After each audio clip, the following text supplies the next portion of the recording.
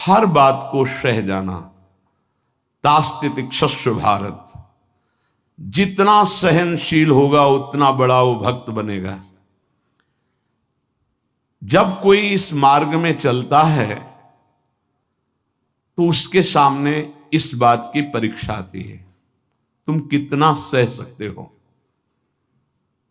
जब आपको बुरा लगना ही बंद हो जाएगा तो आपको भगवान परमानंद प्रदान करेंगे। जब तक बुरा लगता है तब तक साधन करो और उस बुराई को सह जाओ। जो आपसे कोई गाली दे रहा है, अपमान कर रहा है, निंदा कर रहा है, या काम क्रोध लोभ कुछ भी, सह जाओ, चुप रहो, शांत रहो, सह जाओ। नहीं, किसी से कह देते हैं तो हृदय थोड़ा खाली हो जाता है, तो कहते हैं यहां नहीं होगा। रहीमन मन की मन व्यथा रखिए मन में गोए, ये दिव्य सिद्धांत है। कहू ते कछ दुख घटी होई, कहने से दुख कम हो जाता है। पर काहि कहो यह जान न कोई, पर किससे कहूं, इस बात को कौन जानेगा। तो रहीमन मन की मन व्यथा रखिए मन में गोए, सुनी ठलई हैं लोग सब बांट न ले है कोई। विनोद होने लगे, तुम्हारा मजाक बना देंगे लोग।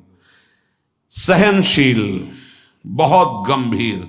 वैसे भी साधुता की जब बातें आती है तो सहनशील, आशय, उदार, धीरज सहित विवेकी, जहां देखो तहां तितिक्षवः पहला शब्द है साधु के लक्षण का। यहां कह रहे हैं दो बातें भक्त की पहली पहचान।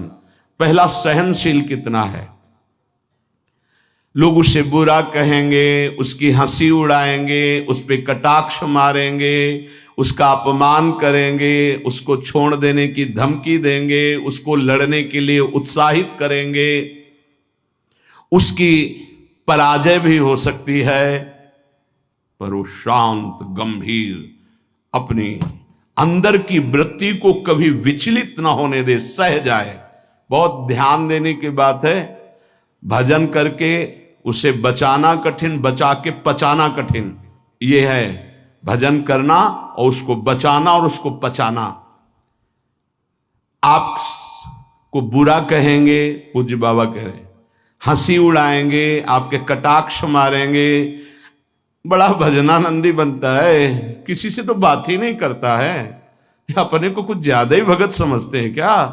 ऐसे क्या क्या कटाक्ष करेंगे, आपको लड़ने के लिए उकसाएंगे, उत्साहित करेंगे कि आप लौट कर उनको जवाब दीजिए, लड़िए। वो ऐसा महसूस करवाएंगे कि आप हार गए, चुप हो गए, आप दब गए। चुप हो जाओ, हार जाओ, हरि को हरि नाम, मौन होकर चुपचाप सह जाओ। इस गुण से अध्यात्म की उन्नति बहुत जोर की होती है। सहिष्णु, सहनशीलता, तितिक्षा, इनको एक ही शब्द के पर्यायवाची है। सहित सहित बाढ़े भगत गृह तन गुरहित गार, सेवक जी महाराज कहते हैं।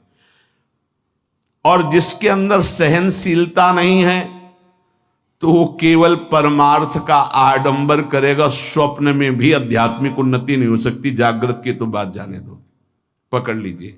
सबसे पहला लक्षण सहन करना। ये आप संकल्प कर ले कि जीवन में सब कुछ सहन करना है मुझे। जो सह गया सो साधु, जो टूट गया वो विषयी। यही बात हमको एक शराबी ने समझाई थी ब्रह्मावर्त बिठूर में।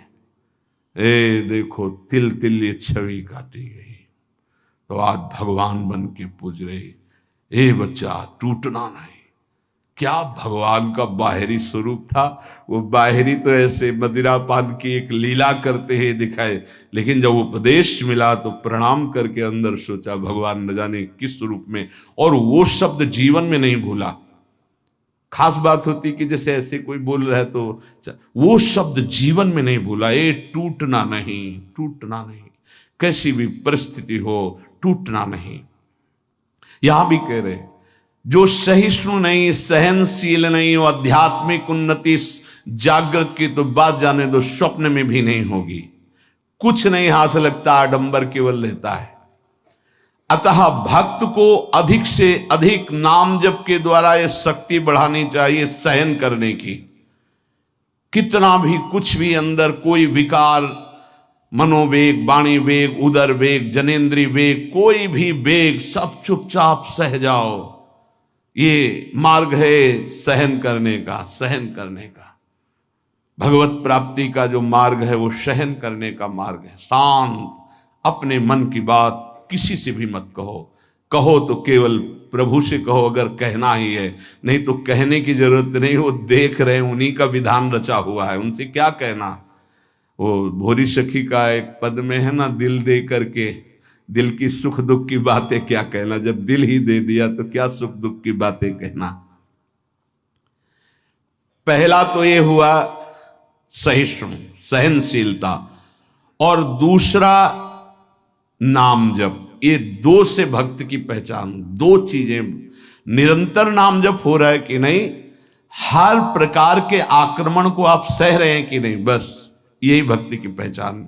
और तो सब लक्षण आ ही जाते हैं।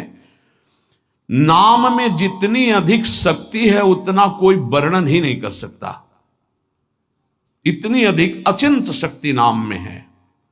नाम में जितना मन लगाओगे तो तुम्हारा मन निर्मल और तुम्हारा बल बढ़ता जाएगा और वो निर्बल होता जाएगा। दोनों बात समझ लो, मन निर्मल और निर्बल। निर्बल तुम्हारे अधीन। अभी क्या है, मन बलवान और हम उसके अधीन हैं, और मन मलिन तो हमको संसार में फंसा रहा है। नाम में जितना आपका भाव बनता जाएगा, श्रद्धा विश्वास बनता जाएगा, उतनी ही तुम नजदीक प्रभु के पहुंचते जाओगे। भजन करना कठिन, करके बचाना कठिन, पचाना एक सूत्र केवल, सब कुछ सहन करना है जीवन में। भूख प्यास, गर्मी सर्दी, मान अपमान, निंदा स्तुति, सब सहन करना, चुप शांत एकदम अंदर, और नाम जप। बस ये दो बहुत जोर की बात बाबा ने बताई कि सहनशीलता और नाम जप ये प्रधान दो गुण हैं जिससे भक्त की पहचान होती। तो हम अंदर अपने करें, दूसरों पे नहीं, अपने अंदर कितना नाम जप कर रहा, हम कितना सहनशील है। जब नई नई अवस्था में साधन में आए थे तो ये मनाते थे कि कोई अपमान करे, देखे कैसा लगेगा।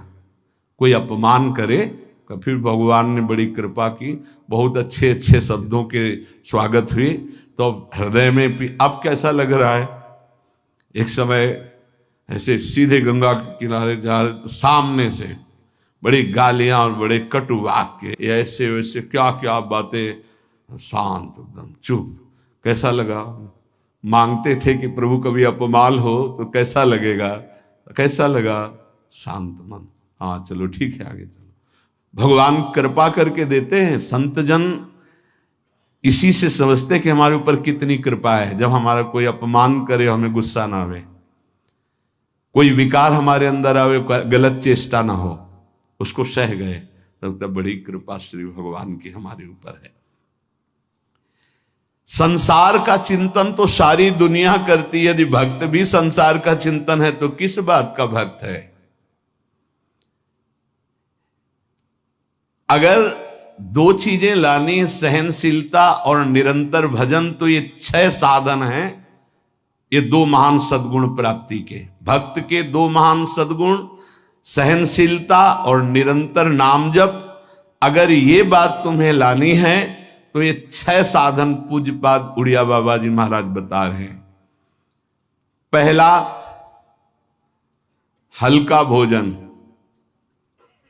पहला प्रहार भोजन पर किया है, और सच्ची बात है, और आप लोग भी अनुभव किए होंगे अगर भजन में चित्तवृत्ति लगाए हैं।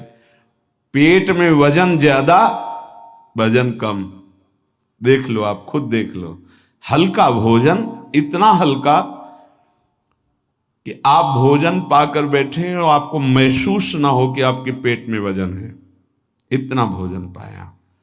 होता है जैसे 5 रोटी पाने की आपके पेट में क्षमता है तो 3 पाई, 5 पाने की क्षमता 7 पा गए, तब तो फिर 7.5 ही शनिचर आ ही जाएगा बुद्धि में, नहीं आ जाएगा। बिल्कुल प्रमाद आ जाता है, पक्का प्रमाद आ जाता है। धन्यवाद है उन उपासकों को जो एक दिनचर्या में रहते हैं। हाँ ठीक है, 1 चम्मच खीर डाल दीजिए, 1 पीस से डाल, बस दोबारा हमसे मत पूछना, बस वो अपनी निष्ठा में रहते हैं।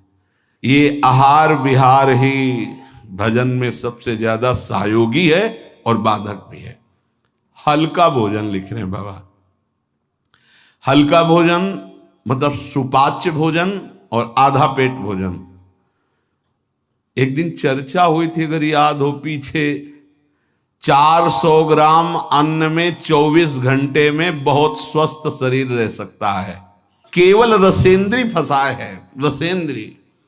हमें लगता है कि अगर हमें जीवन उछाल उत्साहित और बहुत सात्विक रखना है तो हल्का भोजन। दूसरी बात, प्राण संयम। ये जो बहुत जल्दी जल्दी श्वासें चलती हैं, इससे भजन में बड़ा बाधा पड़ती है। एक आराम से श्वास खींचिए, कितनी बार राधा नाम जपते हैं, फिर आराम से छोड़िए, कितनी बार छोड़ते हैं। प्राणों का संयम आवश्यक है, इसलिए 2-3 प्राण वायु का संशोधन की प्रक्रियाएं हैं जिनको सबको करना चाहिए। ये प्राणायाम के अंतर्गत नहीं, हम भजन की बात कर रहे हैं। आराम से बैठ जाओ, ऐसे दोनों स्वरों से वायु खींचो, कोई हाथ वाथ लगाने की जरूरत नहीं, पूरी खींचाओ और एकदम छोड़ दो। 7 बार किया एक बार में, 4 बार ऐसा करो, आप देखना एक ये प्रक्रिया है, कोई हाथ लगाने की जरूरत नहीं।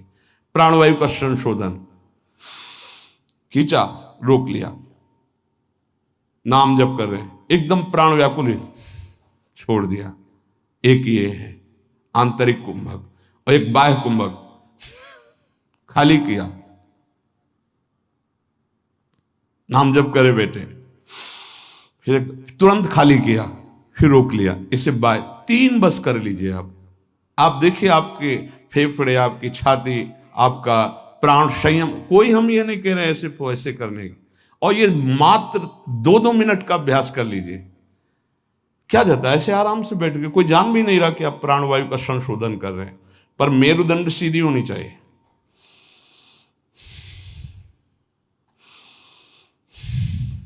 जितना अधिक खींच पाओ, अधिक छोड़ पाओ, 6 बार, 7 बार, 8 बार, बस, इससे ज्यादा नहीं। और ये 4 बार दिन में, एक बाह्य कुंभक, एक आंतरिक कुंभक, ये 5-5 बार कर ली। आप देख लीजिए आपका प्राणवायु कितना, जितना प्राणवायु पवित्र होगी उतनी सुंदर अन्न पाचन क्रिया होगी, और उतना ही आपके मस्तिष्क में एक गुदगुदाहट सी, ध्यान करने की इच्छा होगी। मंत्र जपोगे तो एक प्यारा लगेगा। अब जब प्राणवायु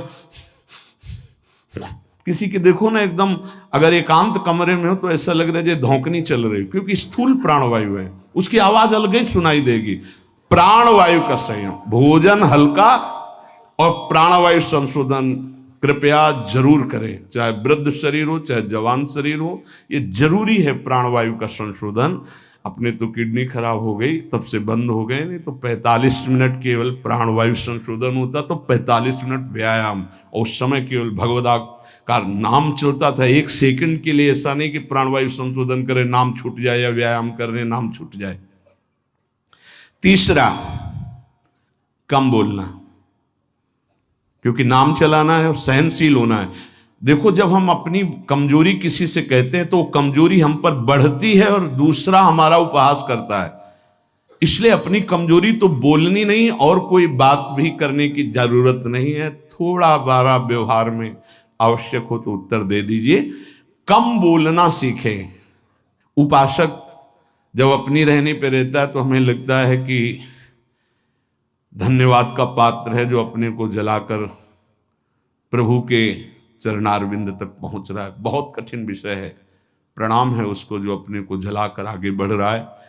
कम बोलना, तीसरा। चौथा, किसी से कोई भी इच्छा न रखना, न व्यक्त करना। ये 2 महान सद्गुण आ जाएंगे, सहनशीलता और निरंतर भजन। किसी से कोई इच्छा, आप आज क्या पाएंगे? नहीं, आप क्या पाएंगे? जो श्री जी की। नहीं, वैसे आपको पसंद क्या है? राधा राधा राधा। नहीं भोजन में क्या पसंद, यही आहार है हमारा। कभी भी कोई शब्द ना निकलने पाए तो आज फिर मुंगौड़ा बन जाए, ऐसा नहीं। कोई देखो, अगर आपको वास्तविक मार्ग को प्राप्त करना है तो ये सिद्धांत है, कोई भी इच्छा है भी तो प्रकट नहीं करना हो। आप देख लेना, अगर श्री जी को मूंग के मुंगोड़ा ही पवाने हैं ना प्रसाद में, तो आपको मिल जाएंगे कहीं ना कहीं से। मांगने की जरूरत नहीं, कहने की जरूरत नहीं, इच्छा व्यक्त करने की जरूरत नहीं। पांचवा, जो इंद्री बहुत लालायित हो गई और उसका विषय आ गया हो तो उसका संसर्ग ना होने देना। देखो, जैसे वो दो सद्गुण कठिन है तो उनको लाने वाले साधन भी बहुत कठिन है।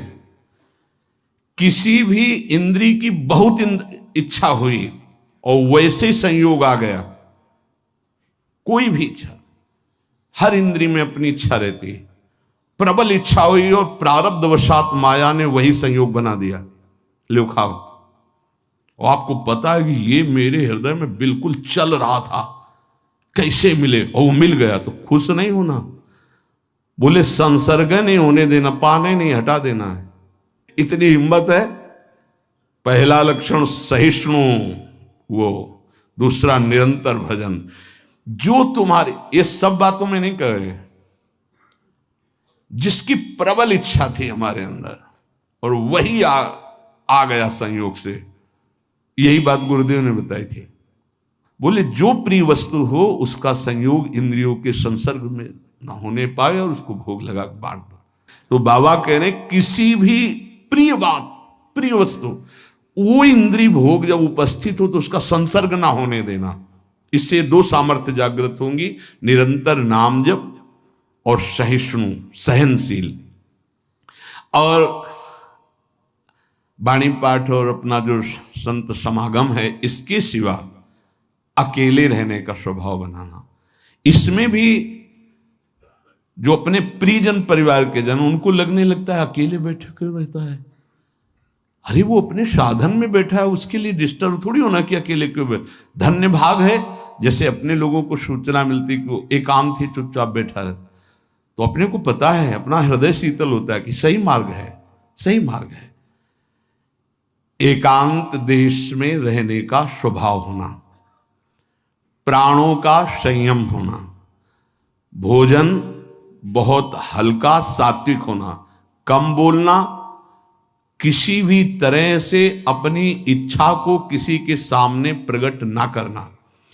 अगर हमारे अंदर इच्छा, छठवां, अगर हमारे अंदर इच्छा आ ही गई है और उसके अनुसार प्रारब्धवशात संयोग बन जाता है उस भोग का, तो इंद्रियों का संसर्ग ना होने देना। इन 6 साधनों से ये 2 बात महान भक्त के अंदर आ जाएंगी कि वो सहनशील हो जाएगा और उसका निरंतर नाम जप चलने लगेगा। भक्त वही है जो प्रभु के नाम को परम धन, परम जीवन मानता है और हर समय ऐसे नाम जप में लगा रहता है जैसे संसारी पुरुष धन कमाने में। जो जितना भगवान नाम का संग्रह कर लेगा वो उतना ही उच्च भावना वाला बन जाएगा। भक्ति से क्या मिलता है जानते हो? भाव की ऊंचाई। बाजार में वस्तु का अगर भाव ना हो तो सड़ती रहती है, ऐसे ही भक्ति से भाव प्रकट होता है। भावहीन पुरुष सड़ता रहता है, नरकों में दुर्गति होती रहती है। अगर मनुष्य शरीर में भी है, वो विविध प्रकार की दुर्वासनाओं से सड़ता रहता है, जलता रहता है। और भक्त भावोत्सवेन भजताम रस काम धेनु, भाव में डूबा आनंद मगन रहता है। ये भाव कहां से आता है? जितना नाम रूपी धन एकत्रित करोगे उतना ही महंगा भाव आपके अंदर आ जाएगा। बोले ये तो प्रिया प्रीतम की लीला में डूबे रहते हैं, भाव कहां पहुंचा दिया? अभी कहां है? काम भाव, क्रोध भाव, लोभ भाव। अभी तुम्हारा भाव गिर गया, भाव उठाओ। तो बोले कहां है? बोले प्रिया प्रीतम के भाव में। बोले ये कहां है? बोले काम भाव में, क्रोध भाव में, लोभ भाव में। भाव ही सब कुछ है। भगवान को पुकार करके साक्षात सामने प्रकट करने की सामर्थ्य भाव में ही है। भाव पूरित टेर ही करती मुझे लाचार है, भाव बिन सुनी पुकारे मैं कभी सुनता नहीं। बात ध्यान करो, भाव सारा। और ये भाव कहां से आता है? पूज्य उड़िया बाबा कह रहे, जो भक्त जितना अधिक नाम जप कर लेता है उतना ही बढ़िया भाव उसका बन जाता है। जो नाम कीर्तन पर विश्वास करता है कि नाम कीर्तन कर रहा हूं तो मेरे प्रभु यहीं बैठे सुन रहे हैं, भक्त का सदैव ऐसा भाव रहता है। मैं पद गायन कर रहा हूं, मेरी प्रिया लाल मुस्कुरा रहे हैं, वो सुन रहे हैं। बाणी श्री ध्रुवदास जी की सुन जोरी मुस्कात। अगर तुम्हें भाव नहीं आ रहा तो आचार्यों ने लिखा है कि जब 42 लीला गाई जाती है तो जोरी प्रिया प्रीतम परस्पर देखकर मुस्कुराते हैं और गायन और श्रवण करने वाले उपासकों पर कृपा करते हैं। जो सांसारिक पुस्तकों को, समाचार पत्र को और विलासिता भरी काम भरी बातों जिसमें लिखी हुई ऐसी पुस्तिकाओं को जो पढ़ते हैं वो कभी भक्त नहीं बन सकते। तो बाबा के समय मोबाइल नहीं चला था 60-70 वर्ष पहले, ये तो 35 वर्ष बहुत हुए होंगे, नहीं मोबाइल को भी लिख देते, क्योंकि उस समय पत्रिका ही गंदी बातों की लिखा पढ़ी वाली बातें पढ़ी। अब तो मोबाइल वाली बातें हैं। वो भक्त नहीं हो सकता जो गंदी बातें देखता है। नहीं, आपको तो अपनी वृत्ति पवित्र करनी, बचानी है। बहुत सावधानी की जरूरत है। एक छोटा सा बच्चा 13 वर्ष का, एकांतिक में, बहुत सुलझा व्यक्तित्व, अवस्था 13 वर्ष की, व्यक्तित्व बहुत सुलझा। जब वो अपने संयम की बात तो हम कहा भाई मोबाइल तो नहीं रखते, उनका लैपटॉप रखते हैं। तो हम कहा उसमें भी वही गलती होती है क्या? क्योंकि कभी हमने तो बोले हाँ सर्च करके वैसे किया जा सकता है। तो उनका फिर तो गलती होने की संभावना है। बोले हो चुकी गलती, अब संभाल लो। छोटे छोटे बच्चों में गलती कराने की सामर्थ्य इस मोबाइल लैपटॉप में है। विश्वास कीजिए बहुत बढ़िया समय है, निकल चलो। ये माया फंसाने के लिए सब सूत्र फेंकेगी, आपको फंसना नहीं है। कोई सुख नहीं, केवल जलन, केवल अशांति, केवल समय नष्ट होना। भक्त वही है जिसको भगवान से भी अधिक संत महात्मा प्यारे लगे। सातों सम मुहिमे जग देखा, भगवान श्री राम कह रहे हैं सबरी जी के सामने, सातों सम मुहिमे जग देखा, मोते अधिक संत। पूज्य बाबा कह रहे हैं भक्त वही जिसे संत, भक्त, महात्मा भगवान से भी बढ़कर प्यारे लगे। आज राम जी के प्यारे हमें मिल गए, आज श्याम जी के प्यारे में, आज प्रियाजू के प्यारे मिल गए। वैकुंठ प्रिय दर्शना दुर्लभो मानुषो देहो देहि नाम क्षण भंगु रहा, तत्रापि दुर्लभम मन्येत वैकुंठ प्रिय दर्शनम। आहा, भगवान के प्यारों के दर्शन प्राप्त होना। भक्त वही है जिसकी जिह्वा हर समय नाम जप में लगी रहती है और बातों के लिए वो मूक हो गई है। नारायण हरि भजन में पांचों न सुहाग, जो सच्चाई से मार्ग में चल रहा उसको अच्छा ही नहीं लगता। विषय भोग, निद्रा, हंसी, जगत प्रीति, बहु बात नहीं अच्छा लगता। भक्त वही है जो अपने चित्त को सुरक्षित रखता है। लोग और सब बाहरी वस्तुओं को सुरक्षित रखने की चेष्टा करते हैं पर चित्त को गंदा कर देते हैं। गंदा चित्त, गलत चिंतन। भक्त बाहरी वस्तुओं की सुरक्षा हो, चाहे आग लग जाए, लेकिन चित्त में सुरक्षा में कोई फर्क ना पड़े। चित्त हमारा चित्तचूर के चिंतन में लगा रहे।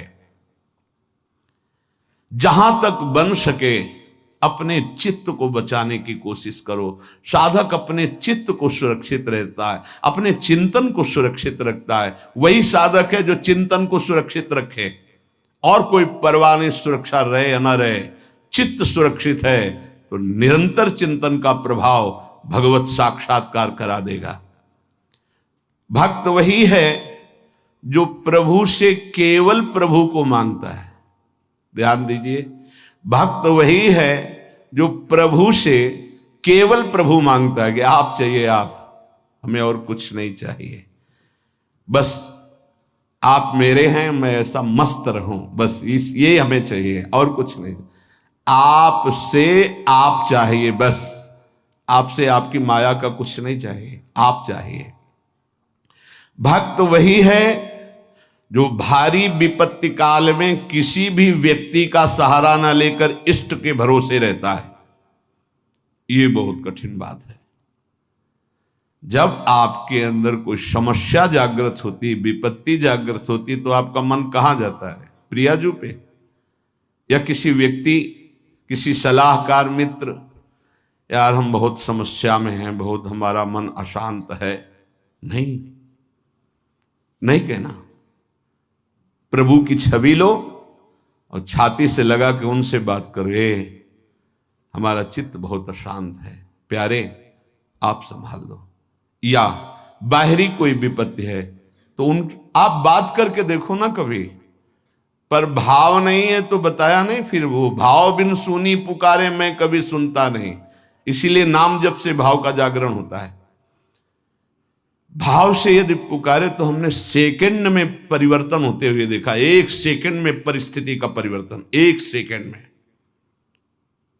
भारी से भारी समस्या का समाधान, जो ही प्रभु से प्रार्थना, उसका तत्काल परिणाम देखा है। एक मात्र भगवत चिंतन ही समस्त विपत्तियों के नाश का उपाय है। हरि स्मृति सर्व विपदि मोक्षणम। इसलिए कभी किसी से सहायता मत मांगो। अगर किसी और की सहायता मांगी तो द्रौपदी की तरह परेशान होना पड़ेगा। आखिरी में द्रौपदी जी ने ठीक जगह सहायता मांगी। हा गोविंद द्वारिका वासिन, तो यहां से वस्त्र हटा नहीं पाया 10,000 हाथियों का बल रखने वाला दुशासन। हम लोग बड़े कमजोर भक्त हैं। थोड़ी सी भी बात हो तो हम किसी का, अन्य का सहारा ले लेते हैं। माता पिता भाई बंधु रिश्ते नाते ठीक है ये, लेकिन सहारा सिर्फ इष्ट देव का। जरा इस शब्द पर देखिए, मेरी महारानी श्री राधा रानी, जाके बल में सबसों तोरी, लोक वेद कुल कानी। किया आपने, तोड़ा आपने। सबसों तोरी लोक वेद कुल कानी, तब असलियत में मेरी महारानी श्री राधा रानी। बाबा कह रहे हैं भक्त वही है जो भारी विपत्ति काल में किसी भी व्यक्ति की सहायता के लिए न देखे, केवल प्रभु की तरफ। अब वो क्या रूप रख करके आते हैं वो देखेंगे, लेकिन किसी अन्य आश्रय में ना आ जाए, नहीं तो हमारी भक्ति बाधित हो जाएगी। प्रहलाद जी ने किसी को पुकारा क्या? किसी भक्त के जीवन में देखो, किसी के पास गए क्या हाथ जोड़ के कि जमींदार या बादशाह या किसी, कि आप हमारा सहयोग कर दो? नहीं, प्रभु देखेंगे। और वो ऐसे अंतिम समय तक कोई सहयोग नहीं कि अब अगला कदम जाएगा ये गिरेगा, और उसी कदम पे प्रभु ऐसे बस आखिरी दम तक वो देखते कि शायद कोई अंदर से पुकार पड़े किसी और को। जब देखा कि बस वो पकड़, आप निहाल हो गया, विपत्ति नहीं अब संपत्ति घेरेगी, अब कोई तुझे परेशानी नहीं, मेरी कृपा संपत्ति तेरे को सदैव दुलार करती रहेगी। पूज्य बाबा कह रहे हैं भगवान का सच्चा भक्त वही है जो भगवान से अधिक किसी को नहीं मानता। जड़ चेतन मनुष्य पशु पक्षी लोक लोकांतर मानता है तो सबको भगवत में मानता है, भगवान से बढ़कर किसी को नहीं मानता। फिर तुम किसी को अपना या पराया कैसे कह सकते हो?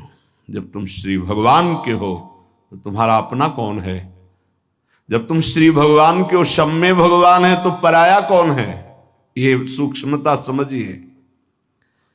तुम भगवान के भक्त होकर किसी और को अपना कहते हो या किसी को पराया कहते हो, तो अभी सही भक्ति नहीं आई। ना कोई अपना और ना कोई पराया।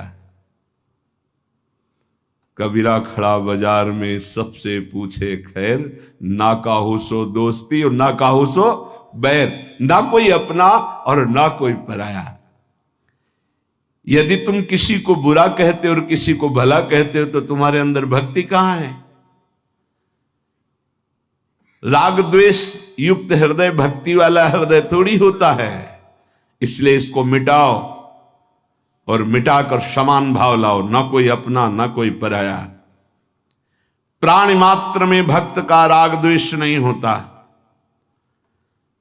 भक्त भगवान के साक्षात विग्रह में दर्शन करता है। यदि धातु या पाषाण की भावना है तो अभी वो भक्त नहीं हुआ है, साक्षात मेरे प्रभु है। सर्वव्यापी ईश्वर तो ज्ञानी जन भी कहते हैं। भक्त की महानता है और सर्वव्यापता का भाव तो गौड़ रहे, मुख्य भाव रहे साक्षात विराजमान प्रभु है। भक्त का भाव समिट जाता है, सर्वव्यापी भाव होने के बाद वो समिट जाता है। ये दो गुण प्रधान रहते हैं और बहुत से गुण रहते हैं भक्त में, पर दो ये गुण प्रधान रहते हैं। सच्ची मानिए, यदि आप चाहेंगे नाम जप से तो रोग को मिटा देंगे, चाहेंगे तो। पूरे धन्वंतरी जी ने आयुर्वेद का शोध करके देखा तो जो औषधियों में शक्ति पाई गई उससे लाखों गुना बढ़कर के रोग मिटाने की शक्ति भगवान के नाम में पाई गई। जैसे किसी वैज्ञानिक कैंसर के विशेषज्ञ जब उन्होंने सरकार की बात सुनी कि दतून करते हैं ऐसे, तो उन्होंने कहा इसका विज्ञान सपोर्ट नहीं करता है, क्योंकि विज्ञान प्राकृतिक बुद्धि का सपोर्ट करता है। भजन बल से वो किसी के रोग नष्ट नहीं करते थे, बहुत दैन्यता से वो रोग, तो दया आ गई, करुणा आ गई, उस रोग को अपने ऊपर ले लिया और उसके रोग की निवृत्ति कर दी। जैसे भाई जी को करुणा आई, राधा बाबा के रोग को अपने ऊपर ले लिया, उनको रोग की निवृत्ति कर दी।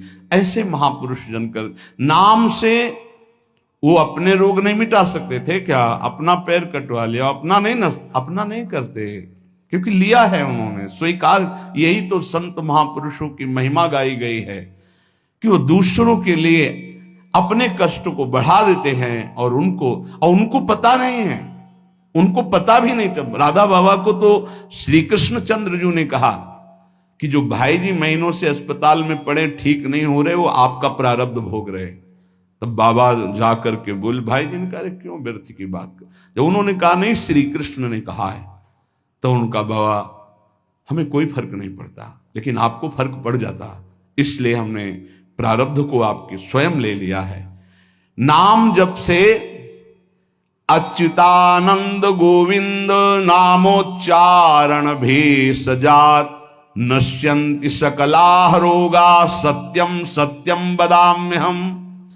अब आप एक प्रसंग पर ध्यान दीजिए, महाप्रभु चैतन्य देव के जब तीर्थयाटन में महाप्रभु चैतन्य देव विचरण कर रहे थे तो एक नगर में गए, जहां जाते थे हजारों लाखों लोग उनके दर्शन के लिए दौड़ पड़ते थे। महाप्रभु साक्षात प्रेम मूर्ति, और भगवान करुणा करके ऐसे रूपों में आते हैं जगत मंगल करने के लिए। हरि बोल, तो पूरा समुदाय भावावेश में हो जाता, हरि बोल, मोर प्राणनाथ कृष्ण, अश्रुप्रवाह तो सब विकल हो जाते। जैसे भरत जी चित्रकूट में सिया राम, तो पूरा चित्रकूट मानो सिया राम में हो गया हो। उस नगर के लोग परमानंद का लाभ लिए, महाप्रभु चैतन्य देव चल दिए। तो एक वासुदेव कुष्ठी थे जिनके गलित कुष्ठ शरीर में था, वो चल नहीं सकते थे, तो घुटनों के बले से रगड़ रगड़ करके वहां आए। जब वहां आए तो भीड़ लगभग जा रही थी, तो उनका कहाँ गए वो सन्यासी महापुरुष जिनके सब दर्शन करने आ रहे थे, मैं नीच भी दर्शन करने आया, कहाँ गए? बोले वो तो चले गए। बहुत विकल हुए, रो पड़े कि वैसे ही दुर्दशा भोग रहा हूं, एक बार नाम सुना था, दर्शन पाने के लिए आया, वो तो चले गए। हाय अब कैसे, मैं चल भी नहीं सकता, दौड़ भी नहीं सकता। इतनी विकलता कि महाप्रभु एकदम खड़े हो गए और दौड़ पड़े वापस और लौट करके आए। ओ जे देखा सामने गौर वर्ण गौरांग महाप्रभु, चिल्ला कर रो पड़े, अरे करुणा में प्रभु। बोले सिर्फ आपके लिए आया हूं, सिर्फ आप। अब आप देखिए, महाप्रभु ने पकड़कर खड़ा किया, वो रो रहा, छुओ मत, मेरे शरीर में पीप है, दुर्गंध है, प्रभु मैं नीच हूं, छूने लायक नहीं। प्रभु ने खड़ा किया और ऐसे जीव ही गले से लगाया, वो तो चीख पड़ा, प्रभु आपके इस परम पावन देह के स्पर्श लायक ये दे नहीं, नाथ आपके शरीर में पीप लग जाएगी। महाप्रभु ने बिल्कुल नहीं सुना और ऐसे गले से लगाया और कहा, तुम्हारे स्पर्श से श्री कृष्ण के आलिंगन का सुख मिल रहा है। जे ही आंख खोलकर वासुदेव कुष्ठी ने देखा तो कहीं कोई कुष्ठ नहीं। वैज्ञानिक मानेंगे इसे? आप चैतन्य चरित्र में पढ़ लीजिए, जे ही महाप्रभु चैतन्य देव ने आलिंगन किया, एक भी कुष्ठ का दाग नहीं रह गया। क्या हुआ? कृष्ण नाम का प्रभाव। एक आत्महत्या करने जा रहे थे, गलित कुष्ठ था, भाई जी के पावन चरित्र में पढ़ लीजिए। तो कंबल ढके हुए वो, उनको किसी ने कहा कि मरने से पहले एक बार भाई जी के पास चले जाओ, ऐसे महापुरुष के दर्शन करके ही मरो जब तुम्हें मरना ही है तो। पर एक बार उनका उद्देश्य था कि भाई जी के पास जाएगा तो इसका विचार बदल जाएगा, आत्महत्या का जो है ये विचार नहीं रहेगा। भाई जी ऑफिस में थे, किसी ने कहा कोई बहुत अपने शरीर को ढके हुए, केवल आंख दिखाई दे रही और रो रहा है, कह रहा है एक बार भाई जी के दर्शन करा दो। भाई जी तत्काल भावावेश में हो गए और बुलाया, हाँ क्या सेवा करे, क्या बात, आप क्यों रो रहे हैं? उन्होंने कहा कि प्रभु मैं बहुत पापी और नीच हूं। नहीं नहीं भाई ऐसा मत बोलो, क्या बात है, आप कंबल से अपना मुख क्यों ढके? हटाइए। तो जे भी हटाया तो घाव, पीप, पूरे शरीर में गलित कुष्ठ, पापों का बड़ा भारी दंड। सहम गए देखकर भाई जी। उनका नहीं नहीं कोई बात। बोले बस मैं आपके दर्शन करके आत्महत्या करना चाहता हूं, कोई भी मुझे कहीं समाज में कोई ठौर नहीं, सब मुझे घृणा की दृष्टि से देखते हैं, इसलिए मैं अपने। भाई जी ने कहा नहीं नहीं नहीं, तुम्हारे ऊपर श्री कृष्ण की कृपा है। ऐसे जे ही आलिंगन किया कुष्ठ गायब। चरित्र में पढ़ ले। क्यों? क्योंकि नाम जप है, संकल्प किया, उसके संपूर्ण पाप नष्ट हुए, भस्म हुए, रोग गायब। रोग कहां से होता है? पाप का दंड है रोग, खत्म हो गया। न शाम्ब व्याधिजम दुखम हेयम नान्यौषधैरपि हरिनाम औषधम पीत्वा व्याधिस्त्याज्यो न संशयः। कितना भी बड़ा रोग हो जो किसी और औषधि से न खत्म हो रहा हो और नाम जब किया जाए और संकल्प कर दिया जाए कि ये रोग ठीक हो जाए, तो हरिनाम औषधि से बड़ा असाध्य रोग भी ठीक हो जाता है। बोले कर लो अपनी किडनी ठीक, बीमार तो हो आप। तो सच्ची कहते हैं, वृंदावन में बैठे 100 के 100% में 1% भी इच्छा नहीं कि हमारी किडनी ठीक हो जाए। इससे बड़ा साक्षी हम नहीं दे सकते, क्योंकि वृंदावन हमारा प्राण सर्वस्व जीवन है। 1% 100 में नहीं कि ठीक हो जाए। जैसे चला रहे वैसे चलाओ, अब इससे हमें ठीक होने का तात्पर्य नहीं, क्योंकि जो ठीक होना चाहिए वो ठीक हो गया। हम भले हैं, बुरे हैं, नीच हैं, अच्छे हैं, जैसे हैं, अपनी प्रियाजू के ठिकाना मिल गया गोरे चरणारविंद का, इसलिए भी इसकी जरूरत नहीं है। आप चाहे 100 वर्ष रखो, चाहे 1 सेकंड में इसको बुला लो, कोई परवाह नहीं इसकी। 100 गोपाल शास्त्र नाम का रोज पाठ करते थे, गिरिराज जी की परिक्रमा करते थे, पूरा जीवन हो गया था और पैरालिस आधे शरीर में उनके हो गया। लकवा जिसे कहते हैं, लकवा ही तो कहते हैं हिंदी भाषा।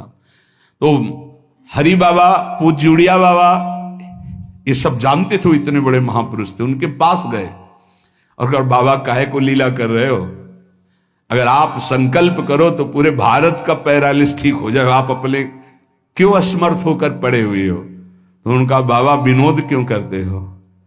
क्या मच्छर मारने के लिए ब्रह्मास्त्र का प्रयोग किया जाता है? अरे ये शरीर छूटेगा आज नहीं तो कल, इसके लिए भगवान नाम और भजन का प्रयोग करें? नहीं। बाबा मुस्कुरा दिए। पर शास्त्रीय सिद्धांत, यदि आप औषधि से भी नहीं ठीक हो रहे हैं, नाम जप कीजिए और संकल्प कीजिए कि ये रोग ठीक हो जाए, पक्का ठीक हो जाएगा। जब उस पाप की नष्ट करने योग्य आपका भजन बन जाएगा, पक्का ठीक हो जाएगा। आधयो व्याधयो यस्य स्मरणान्नाम कीर्तनात् तदैव विलयम यान्ति तमनंतम नमाम्यहम। जिनके स्मरण और नाम कीर्तन से संपूर्ण मानसिक चिंताएं, शारीरिक रोग और भी व्याधियां वो सब नष्ट हो जाएंगी नाम से। मानसिक चिंताएं, कई लोग ऐसे आए कि मैं डिप्रेशन में था, जब से प्रवचन सुना राधा राधा जपा सब खत्म हो गया। बाहर से सुनकर राधा राधा खत्म हो जाए, अगर आपको कहीं ऐसा है इसका मतलब आप बात ही नहीं सुन रहे, नाम ही नहीं जप रहे। अरे नाचने का मन होता है। आधयो व्याधयो यस्य स्मरणान्नाम कीर्तनात्, कोई भी मानसिक या शारीरिक कष्ट उसे व्यापता ही नहीं जो नाम जप कर रहा है।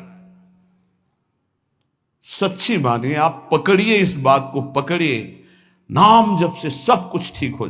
एक बहुत डिप्रेशन में यहीं आए हुए थे, उनको हमने बताया सबके जूते साफ करो, यहां सबकी पादुका साफ करो, वाणी पाठ में बैठो और पाओ श्री जी की जूठन, ठीक हो जाओगे। यह कोई आशीर्वाद नहीं था, ये पाप नष्ट करने की प्रक्रिया थी। जब आप सबकी पादुका साफ करोगे तो आपके सारे पाप नष्ट हो जाएंगे। पर देहाभिमान प्रबल, पादुका हम सबकी, ये बहुत बड़ी बात है। बड़े सौभाग्यशाली जिनको ये रहस्य पता चल जाए कि सब संतों के बाथरूम साफ करने का अवसर मिले, पादुका साफ करने का अवसर मिले, जूठन फेंकने का अवसर मिले, तो अहो भाग्य, जीत गए आप इस माया पर यह बात सबकी समझ में नहीं आएगी, क्योंकि अभिमान नष्ट होता है। जिस समय आप दूसरों की पादुका साफ करेंगे उस समय आपके पाप और अभिमान दोनों का नाश हो जाएगा। पर ये बहुत कठिन बात है, बहुत कठिन बात है। सब लोग खड़े हैं और आप उनकी पादुकाएं, और कोई कठिन बात नहीं। आप गुरुद्वारा जो साहब कहते हो, वहां चाहे आप जितने बड़े पदाधिकारी हो, वहां अगर सेवक हो तो वहां पहले जोरी सेवा मिलती, पादुका की सेवा करो, और सब करते हैं। सर्वरोगोपशमनम सर्वोपद्रवनाशनम शांतिदम सर्वरिष्टानाम हरे नामानुकीर्तनम। गंगा के किनारे पूज्य हरि बाबा विचरण कर रहे थे तो 10 गांव के लोग एकत्रित होकर आए और कहा, बाबा गंगा जी जब बढ़ती तो पूरा हाहाकार मच जाता है, हमारे खेत बह जाते हैं, गांव पूरा जीना मुश्किल हो जाता है। ना कोई इस बात को समझ पा रहा है और ना हम में कोई सामर्थ्य है। बाबा कृपा करो, आपके पास तो बहुत लोग आते रहते हैं। हरि बाबा विश्व प्रसिद्ध महापुरुष थे, उड़िया बाबा सदैव साथ रहते थे। अनूप शहर, हरि बाबा ने सबकी करुण पुकार सुनी तो बाबा ने कहा, हाँ हमारे पास एक बहुत बड़ा पावर है, नाम। सुनो, सबको साथ देना पड़ेगा। क्या? बोले बालू का बांध बांधेंगे। हमारे पास पैसा नहीं, हमारा कोई सहयोग नहीं, तो हम बालू का बांध। तो बोले बालू का बांध गंगा जी? बोले जहां नाम जप करके तसला रख दोगे बालू का, गंगा जी चाहे जितनी बाढ़े उसको काट नहीं सकती। तो जानते हो अब तो बहुत बड़ा बांध बना हुआ है, उसको हरि बाबा बांध से ही कहते हैं, हरि बाबा के नाम से ही बांध। पर बाबा ने पहला बांध जानते हो काहे को बनवाया? बालू का, भर भर के बालू, नाम उच्चारण हो रहा है, हरे कृष्ण हरे कृष्ण, बाबा यह कीर्तन करवाते थे। और ऐसे तसला फावड़े में भरा जा रहा है कृष्ण कृष्ण कृष्ण, और रखा जाता है कृष्ण। बोले गंगा जी की सामर्थ्य नहीं कि काट दें। ऐसा ही हुआ, गंगा जी बहुत बढ़ी पर दिशा बदल दी, बांध का स्पर्श ही नहीं हुआ। और आगे चलकर जब पता चला कि बाबा ने ऐसा बांध, तो फिर सब मिलकर सरकार ने भी बहुत सुंदर बांध बना हुआ है और वहां आज भी कीर्तन अखंड चलता रहता है। बहुत बड़े बड़े महापुरुष वहां बैठ करके साधन भजन भी किए।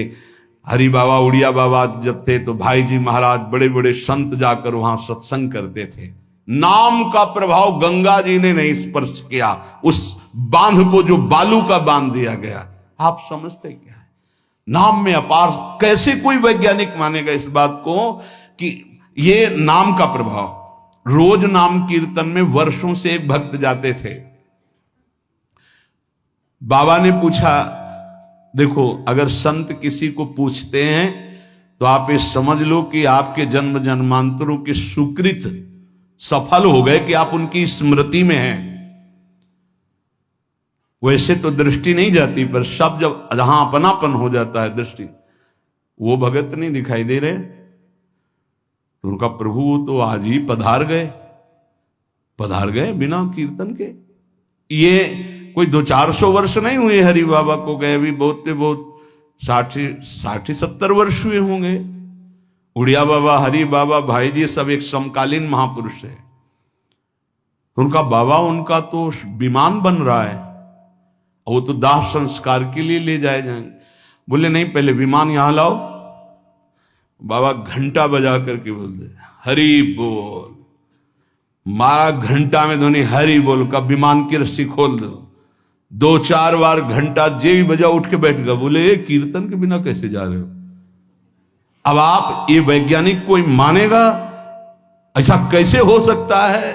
अरे कर तुम अकर तुम अन्यथा कर तुम, जहां सुई का धागा नहीं जाता वहां से अनंत ब्रह्मांड पार कर दे, उसे परमात्मा कहते हैं, उसे भगवान कहते हैं।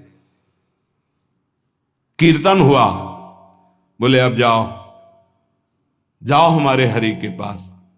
तत्काल मूर्छाई, शरीर छूटा, विमान पे चिता। ये हजारों की भीड़ के बीच में हुआ, कोई अकेले एकांत में नहीं हुआ। कई लोगों को प्रश्न हुआ कि बाबा की वास्तविक किडनी खराब है। किडनी के मरीज नहीं है, शरीर किडनी का मरीज है। लेकिन जब हम होते हैं तब किडनी के मरीज नहीं होते, और जब किडनी के मरीज होते तो हम नहीं होते। ध्यान रखना। अब ये तुम समझो, समझ पाओ तो समझ लो। इस समय हम मरीज नहीं हैं, इस समय डॉक्टर हैं हम। अभी जब इससे उतरेंगे तो मरीज हो जाएंगे, पकड़ लेंगे लोग, वहां खड़े करेंगे। ऐसे बैठे रहना, चलता रहेगा। ये केवल राधा नाम का प्रभाव समझो। ये केवल राधा प्रताप है, श्री जी का प्रताप है, ये नाम प्रताप है। जब साधु नहीं रहता ना तो उसकी जीवनी में लिखा जाता है तो बोले अच्छा ऐसा था, और जब सामने है तब समझ में नहीं आता, माया समझने नहीं देती। यही माया का है कि जब तक श्री कृष्ण चंद्रजू अपने परिकर में रहे द्वारिकापुरी में, तो जल्दी कोई जान ही नहीं पाया कि ये द्वारिकाधीश बने हुए अनंत ब्रह्मांडों के स्वामी हैं। पक्का ऐसे भगवान और भक्तों की लीलाएं होती हैं। सच्ची कह रहा हूं, ये हमारी कोई महिमा नहीं, ये राधा प्रताप है कि कैसी भी परिस्थिति हो, ये जस गवाना ये उनके प्रताप से हो। कौन सा ऐसा सर्व रोगापशमनम सर्वोपद्रव नाशनम शांति प्रदम सर्वरिष्टानाम हरिर नामानुकीर्तनम। कोई भी अरिष्ट ग्रह नक्षत्र भूत प्रेत, लोग कहते हैं हमारे घरों में बाहरी चक्कर है, 1 घंटा का नाम कीर्तन करवाओ, कोई चक्कर रह जाए तो बताना। नाम कीर्तन नहीं करवाओगे, पक्का हमें पता है। इसमें श्रद्धा हो सकती है तुम्हारी कि ले जाओ ये गाड़ देना घर में, लेकिन नाम कीर्तन जो लोक परलोक सर्व पाप का नाश करने वाला, नाम संकीर्तनम यस्य सर्व पाप प्रणाशनम, जहां तक नाम कीर्तन जाएगा वहां तक सबका मंगल होगा। मीरा जी को एक भूतिया घर में रखा गया कि अब ऐसे नहीं मरी तो यहां तो भूत ही मार डालेंगे। मीरा जी ने गिरधर को विराजमान करके जे भी धूप आरती की, जो धूप की गंध जितने भूतों को लगी सब परम पद के अधिकारी बन गए, सब परम पद के अधिकारी। क्या भगवत आराधना, कौन सा ऐसा अरिष्ट है जिसका नाश ना हो जाए, लेकिन कोई समझते नहीं। राधा राधा राधा नाम के बल से, भगवत चिंतन के बल से सब कुछ ठीक हो जाता है। सच्ची कह रहे, सब कुछ ठीक हो जाता है। संकीर्तमानो भगवान अनंतः। एक बार जो हमारे सन्यासी गुरुदेव भगवान थे, बिल्कुल साधारण बात, गांव के लोग, महाराज जी हमारी भैंस बहुत बीमार हो, वो मर गई तो हम गरीब आदमी मरी जाएंगे, क्योंकि उसी के दूध से परिवार चलता है। हम छोटे थे, गुरुजी के पास नीचे बैठे थे, गुरुजी तखत में थे। अरे भैया, हम तो कोई पशु के डॉक्टर थोड़ी हैं। कहा स्वामी जी हमें पता है, आप कर सकते हो। एक अपनापन होता है। तो ऐसे नारियल का कमंडल रखा था, उनका नारायण नारायण नारायण कटोरी में डाला और कहा लियो भैंस को पिला देना। अरे भैंस ठीक हो गई। अब जितने भैंस हो गाय के तो सब वहां भीड़ लगने लगी। गुरुजी ने कहा भैया पशु के डॉक्टर थोड़ी, वो बेचारा गरीब आदमी था, ऐसा कह रहा। संकल्प कर ले और संत कह दे तो क्या नहीं हो सकता, क्या नहीं हो सकता। जाओ तुम्हारा मंगल हो जाए, तो उनके पास भजन है, उसके बल से मंगल हो जाता है। ऐसा थोड़ी कि वो कोई सिद्धि जानते कि तुम्हारा रोग नष्ट कर देंगे। जाओ तुम्हारा मंगल हो जाए, उनके पास नाम बल है, उससे हो जाता है। जब अनंत महिमाशाली भगवान का नाम जब किया जाता है तो नाम चित्त का मार्जन करके, जैसे सूर्य उदय होता है तो अंधकार नष्ट हो जाता है, ऐसे हृदय में ज्ञान प्रकाशित कर देता है। इतना नहीं कि वो पाप नष्ट कर देता है, विघ्न नष्ट कर देता है, विशुद्ध ज्ञान प्रकाशित कर देता है। नातः परम कर्मा निबंध कृंतनम मुमुक्षताम तीर्थ पदानुकीर्तनात् नायत पुनः कर्म सुसज्जते मनो रजस्तमोभ्याम कलिलम तथोन्यथा। एक बड़ा रहस्य की बात इसमें कह रहे, जो हमारा प्रारब्ध भोग है ना, नाम से इसको 1 मिनट में मिटाया जा सकता है, किसी के भी, अपने या दूसरे के। लेकिन हम बहुत बड़ा प्रारब्ध मिटा रहे हैं। अनंत जन्मों के कर्म संस्कार जो हमें बार बार जन्म मरण के चक्र में फंसाते, अब आखिरी जन्म होना है, इसलिए इस शरीर के प्रारब्ध तो सह लेते हैं और आगे के जितने हो, पीछे के जितने हो, सबको भस्म करके भगवत प्राप्ति कर लेते हैं। इस रहस्य के कारण बड़े बड़े संत अपने शरीर के प्रारब्ध को नहीं मिटाते हैं। यद्यपि सामर्थ्य उनमें है, ऐसा नहीं कि वो नहीं मिटा सकते, बड़ी सामर्थ्य है। कैसी कैसी सामर्थ्य भाई जी महाराज के चरित्र में पढ़ करके आप देखो। अभी कोई बहुत वर्ष थोड़ी हो गए भाई जी को अंतर ध्यान हुए। कैसी कैसी सामर्थ्य सिद्ध महापुरुषों में हुई है नाम के बल से। लेकिन उनके शरीर में, जिस दिन बाबा का शरीर पूरा होना था, अंतिम समय था, सुबह उठे, ऐसे सत्संग हाल में आए और कहा आज तो श्मशान होगा। किसी को समझ में नहीं आ रहा था, बोले आज श्मशान होगा। किसी को समझ नहीं, अपने आप बैठ गए। जो भागवती कथा कह रहे थे आनंद चैतन्य ब्रह्मचारी, उनसे कहा कि आप रुको, और 2 श्लोकों की व्याख्या की। यद्यपि आत्मा का जन्म मरण नहीं होता, अजन्मा है, अविनाशी है। दूसरा, जिसका जन्म होता है उसका मरण निश्चित होता है, इस शरीर का। व्याख्या की, पद्मासन लगा के बैठ गए, कहा शुरू करो। किसी को कुछ समझ में नहीं आ रहा। 5 मिनट बाद ही घटना घटती है। आश्रम में ही रहने वाला ठाकुरदास या भगवान दास, जो भी उसका नाम हो, ऐसे नाम था, वो आया और कहा मोर पंख नहीं, तुम नहीं। वो गया और गड़ासा लेकर, जिससे चारा काटा जाता है, 6-6 इंच के घाव बाबा के हो गए। इतनी रफ्तार से मारा कि पूरी सभा लगी थी। पार्षदों को तो कुछ होश ही नहीं कि हो क्या रहा। सामने एक बुढ़िया माई बैठी थी, वो दौड़ गई और ऐसे पकड़, बुढ़िया माई उसको ऐसे पकड़ लिया। तब पकड़ते पकड़ते भी 5-6 गड़ा से बाबा के फव्वारे खून के से, और आखिरी बाबा के मुख से निकला ओ शांत। हृदय विदीर्ण हो गया कि अरे ये क्या लीला है। क्या वो जान नहीं रहे थे कि ये होने वाला है। पूज्य स्वामी श्री मग्नानंद सरस्वती जी महाराज, हमने बताया है, सुबह बैठे और कहा सुनो, जैसे शरीर हमारा छूटे ना, एक ऐसा बॉक्स जैसा बनाना और उसमें पधराते समय सोचना कि भगवान विष्णु अपनी शेष सैया पर शयन करने जा रहे हैं और गंगा में प्रवाहित कर देना। अच्छा भाई, तो तुम लोगों में कौन कौन हमारे साथ चलेगा? अपने शिष्यों से कहा। तो सबसे बड़े शिष्य शिवानंद स्वामी थे। तो उनका सरकार जहां आप हो, हम बोले नहीं, तुम नहीं, तुम विज्ञ हो, समस्त हमारा आंतरिक ज्ञान तुम्हें प्राप्त हो चुका है, तुम जन समुदाय को ज्ञान प्रदान करोगे और कौन कौन चलेगा? तो 10 लोगों ने कहा कि आपके साथ ही हम चलेंगे। ये किसी को पता नहीं था कि आज ही घटना घटने वाली है। ठीक है। ठीक 2 बजे बाबा सरकार लघु शंका के लिए निकलते थे आसन से हटकर, फिर आसन में बैठ जाते थे। जेवी लघु शंका के निकले तो एक बावरा आदमी जो वहीं आश्रम में ही आकर के टिका था, सबको लगता था ये कुछ खतरा पैदा करेगा। वो गांजा पीता था, कुल्हाड़ रखता था साथ। बाबा सरकार रोज अपने भोग से दूध उसे पिलाते थे। जेवी लघु शंका को निकले 8-10 कुल्हाड़ ऐसे महापुरुष के जो अस्थिमात्र हो रहे शरीरा, योग के पुंज एक ही समय में कई जगह पाए गए। ऐसे सिद्ध महापुरुष मग्नानंद सरस्वती जी महाराज एक ही समय में कई जगह पाए गए। बाबा सरकार को लहू लुहान हो गया। आए उस स्थिति में सब अधकटे अंग सिद्धासन में बैठ गए।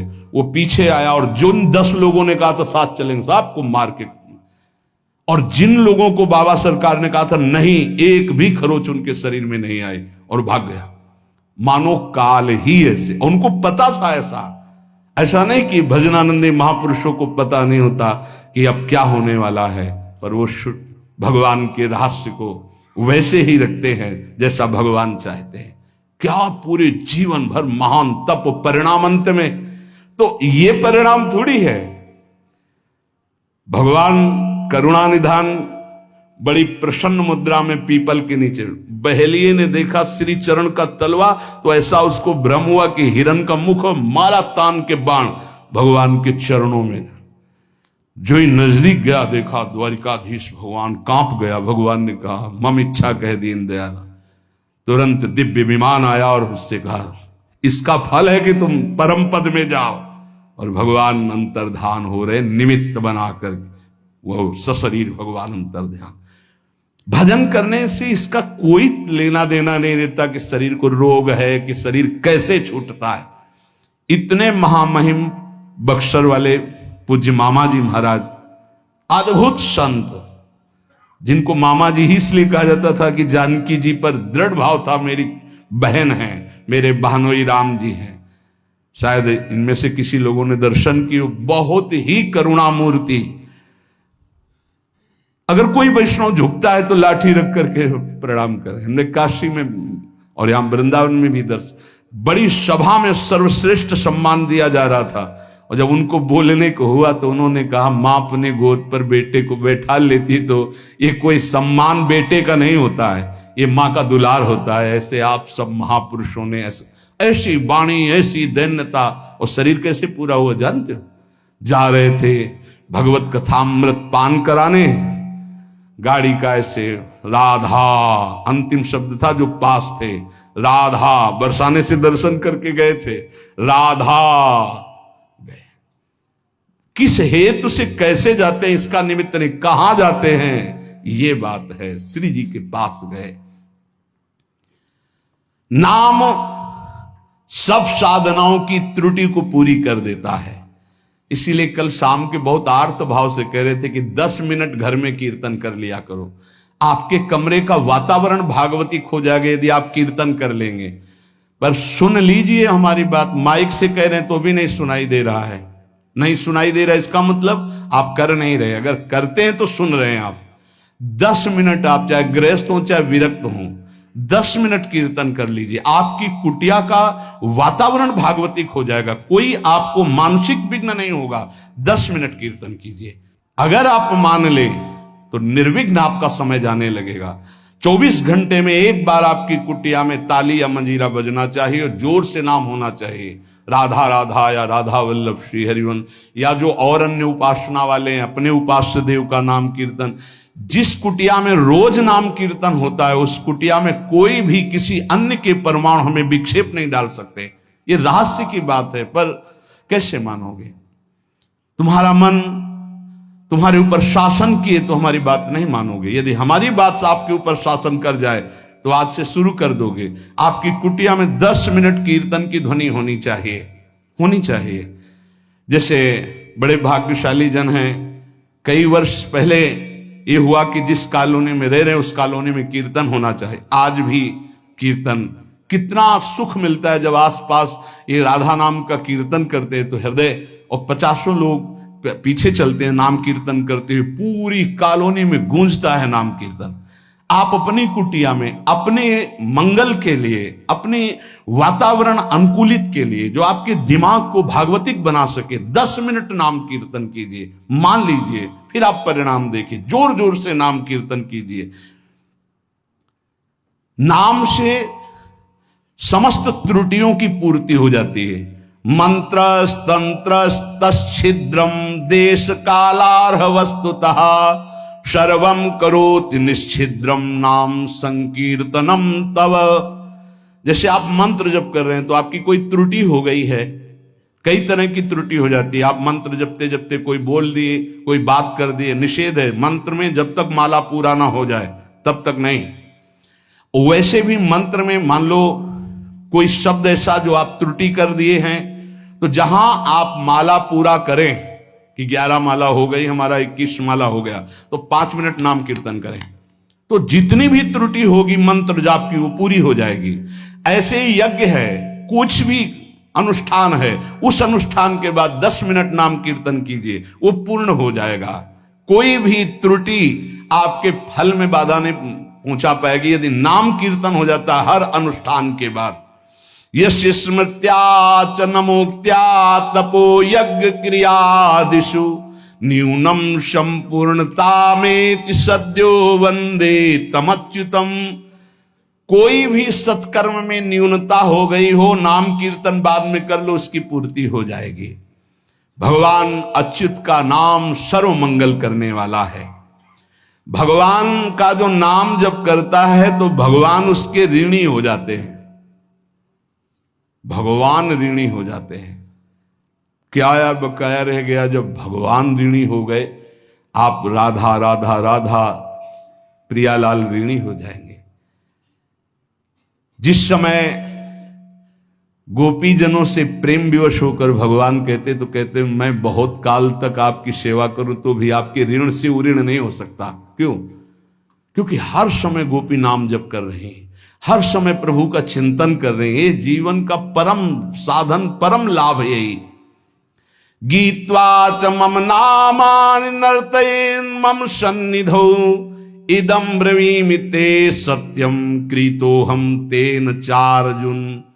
ये जैसे नृत्य होता है ना, तो जो दुर्भागी है ना वो उपहास करते हैं हर वैष्णव के नृत्य को। भगवान यह कह रहे हैं गीत्वा च मम नामानि नर्तयेन् मम सन्निधौ। मीरा जी पूरी रात रात नृत्य करती थी गिरधर के सामने कीर्तन करते हुए। ये अपने लोग जो राधा राधा नाम कीर्तन करके नृत्य करते, तो गीत्वा च मम नामानि, जो मेरे नाम का गायन करते हुए, नर्तयेन् मम सन्निधौ, मेरे सानिध्य में नृत्य करता है, तो इदम ब्रवीमि ते सत्यम। वैसे भगवान के वचन सत्य होते हैं, पर यहां प्रमाणित कर रहे हैं मैं सत्य कहता हूं, कृतोहम तेन अर्जुन, मैं बिक जाता हूं उनके लिए। ये लो, भगवान को खरीदने का उपाय नाम कीर्तन करते हुए भगवान के सामने नृत्य करना। मैं उनका बिका हुआ दास हो जाता हूं। अच्युत भगवान, अजित भगवान कह रहे हैं जितम तेन जितम तेन जितम तेनेति निश्चितम जिह्वाग्रे वर्तते यस्य हरिरित्यक्षरद्वयम्। मैं उसके हाथ बिक जाता हूं, बिक जाता हूं, बिक जाता हूं, मुझे वो जीत लेता है, जीत लेता है, जीत लेता है 3 बार। किसका? बोले जिसकी जिह्वा के अग्रभाग पर मेरा नाम विराजमान रहता है। जीत गया हो, मेरे से जीत गया। माया से जीतने की क्या बात। चाहे जिस देश में हो, चाहे जिस स्थान में हो, चाहे जैसी अवस्था में हो, अपवित्र ही क्यों ना हो, यदि नाम कीर्तन कर रहे हो, मुख जूठा है, शरीर अपवित्र है, अपवित्र देश में हो, कहीं भी, तो बोले न देश नियमस्तस्मिन् न काल नियमस्तथा नोच्छिष्टेपि निषेधोस्ति श्री हरिर्नाम निलुब्धक। यदि मुंह जूठा है और मंत्र जप कर रहे हो तो ठीक नहीं है, नियम विरुद्ध आचरण है। ये गलती है, चूक है, लेकिन मुंह जूठा है, राधा राधा कोई अपराध नहीं। नाम कीर्तन में अपवित्र दशा, मुंह जूठा हो जाना, वस्त्र अपवित्र होना, या अपवित्र काल, अपवित्र स्थान, अपवित्र देश, इसका कोई मतलब नहीं। नाम के लिए, कोई मंत्र के लिए फिरा जाता है, इसलिए नाम सर्वोपरि। चक्रायुधस्य नामानि सदा सर्वत्र कीर्तयेत्, ना शौचम कीर्तने तस्य स पवित्र करो यतः। शौच में बैठे हुए हैं आप, कृष्ण कृष्ण कृष्ण कृष्ण, राधा राधा राधा राधा, परम पवित्र, परम पवित्र है। उस समय आप नाम जप कर रहे, जो सदा सर्वदा हरि नाम जपता है, राधा नाम जपता है, वो स्वयं सबको पावन करने की सामर्थ्य रखता है। मंत्र के लिए निषेध, नाम के लिए निषेध नहीं है। किसी भी देश काल अवस्था में, शुद्धि अशुद्धि में आप हर समय नाम जप सकते हैं। जो नाम है वही भगवान है, जो भगवान है वही नाम है, इसमें तुम संदेह मत करना। इसकी बराबरी में न कोई दान है, न कोई यज्ञ है, न कोई तपस्या है, न कोई स्नान है। ये भूतल में महान वरदान है नाम, इसको पकड़ लीजिए, जीवन का सार है। कोई भूत प्रेत पिशाच अग्नि बैताल कोई भी आपको स्पर्श नहीं कर सकता यदि नाम जप कर रहे हैं। नाम जापक के ऊपर किसी का आक्रमण नहीं हो सकता, ध्यान रखना। बहुत बड़े सामर्थ्यशाली प्रेत योनि को प्राप्त होते हैं, उनके आगे फिर कोई मंत्र तंत्र नहीं चलता, लेकिन जो निरंतर नाम जप करता रहता है उसको स्पर्श नहीं कर सकते। भाई जी महाराज समुद्र के किनारे बैठे थे, एक सफेद पोशाक में, बहुत ऐसा गणमान्य पुरुष की तरह सामने। तो भाई जी नाम जब माला पूरा हुआ तो कहा, बाबूजी आके बैठ जाइए, खड़े क्यों हैं? उनका डरना नहीं। बोले क्यों डरेंगे, आप तो सभ्य पुरुष की पोशाक धारण किए। तो बोले मैं मनुष्य नहीं हूं, मैं प्रेत हूं। भाई जी ने कहा कोई बात नहीं। बोले मैं आपके बराबर नहीं बैठ सकता, मेरी हिम्मत नहीं थी कि मैं आपको टोक सकता, लेकिन आपने टोका तब मैं आपसे बात कर रहा हूं, मेरा उद्धार कर दीजिए। तो उन्होंने कहा कि गीता के श्लोक गायन करने से प्रेत योनि से मुक्त हो जाता है। बोले पूरी कंठस्थ है, सुनाऊं आपको पूरी गीता प्रेत? उन्होंने कहा मैं साधारण प्रेत नहीं हूं, मैं बहुत अच्छा साधक हूं, समस्त शास्त्रों का ज्ञान रखता हूं, और ये मैं जानता हूं कि आप ही मेरा उद्धार कर सकते हैं। मेरे से कुछ त्रुटियां हो गई जिसके कारण मैं प्रेत योनि को प्राप्त हुआ। तो भाई जी ने कहा फिर मैं श्री कृष्ण से उपाय पूछता हूं। तो उन्होंने कहा आप जब याद करोगे मैं आपके सामने उपस्थित हो जाऊंगा, आप मेरा कल्याण कर दीजिए। बहुत सी प्रेत योनि की और प्रेत लोक की बातें भाई जी से उनकी हुई। भाई जी ने उनका नाम में बड़ी सामर्थ्य है, इसलिए सबसे प्रार्थना है मानसिक रोग डिप्रेशन से निवृत्ति के लिए, शारीरिक रोगों को सहने की सामर्थ्य या निपटाने के लिए, और लौकिक कामनाओं की पूर्ति के लिए या पारलौकिक कामनाओं की पूर्ति के लिए या परम पद के लिए या शुद्ध ज्ञान के लिए या भगवत प्रेम के लिए, जो भी आपको चाहिए वो सब नाम से प्राप्त हो जाएगा। पर जैसे 1 करोड़ के हीरा का आपको हार लेना है तो 1 करोड़ होना चाहिए, 10 रुपये में नहीं मिलेगा।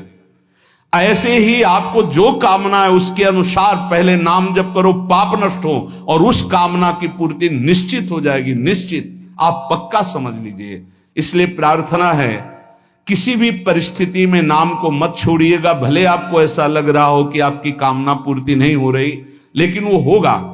आपके पहले पाप नष्ट होंगे तब कामना की पूर्ति होती है, और अगर कहीं कामना ना हुई तो भगवत प्राप्ति करा देगा। इसलिए जैसे भी बने वैसे आप नाम जप करते रहो, मन लगे ना लगे, जो नाम आपको प्रिय हो। या हमारे वृंदावन धाम की रजकण से प्राप्त हुआ आचार्यों की कृपा से महामहिम जो स्वयं श्री कृष्ण जपते हैं, राधा राधा राधा राधा, ऐसा हर समय रटते रहो। परम कृपालु राधा नाम आपको दिव्य बना देगा, प्रियालाल की प्राप्ति करा देगा। शेष चर्चा आगे। श्री राधा वल्लभ लाल।